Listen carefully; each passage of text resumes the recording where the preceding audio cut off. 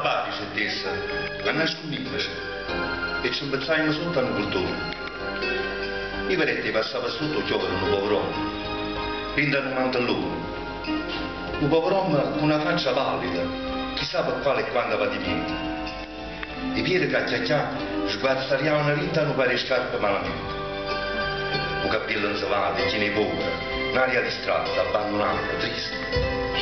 Esso guardava e poi si mettette a ridere. C'è passata per innanzi non ci ha visto. Essa, galoscia, guanti impermeabili, essa scusata, bella, rispettosa, e che voce, mamma mia, che voce e malizia, che bocca appassionata, aspra, carnosa. Due braccia sempre piene di sirene, guaglione fatta solo per stasera. Intanto, innanzi a me, un anno fantasma, mi vedeva chi l'uomo ha presentato, chi lo povero padre. E allora, sì, non me lo dicevi, aspettami qua, pagato da baccare, torno subito, ma non torno, non lascio aspettare.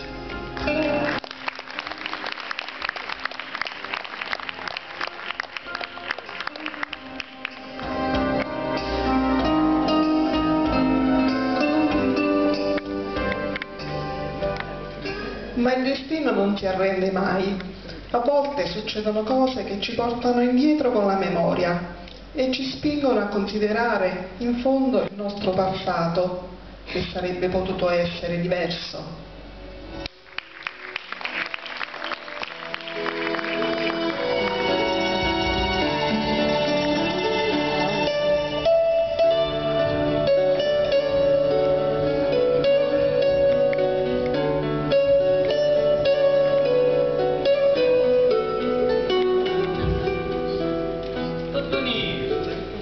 Che sorpresa, come stai? Oh, e tu?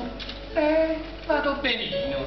Sto alle poste adesso, lo sai. Bravo, e a casa?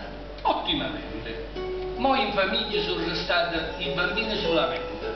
Tutte e sore maritate. Come? Tutto quanto? Pure assunto?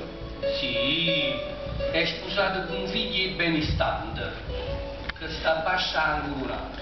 Che piacere. E come state? Conto? Essa parlava tutta l'era e affastellata. Io guardavo e mi suonava come a tanta un Albano, un palazzo, un quartiere, con balcone a terza piana che affacciava nei giardini. Un giardino pieno solo, con un muro, con una vasca sempre carra che viola rintaprita sotto vasca. E poi dentro la fantasia, un profumo ardente, fino. E pareva assunta mia, fin da lui che vicino.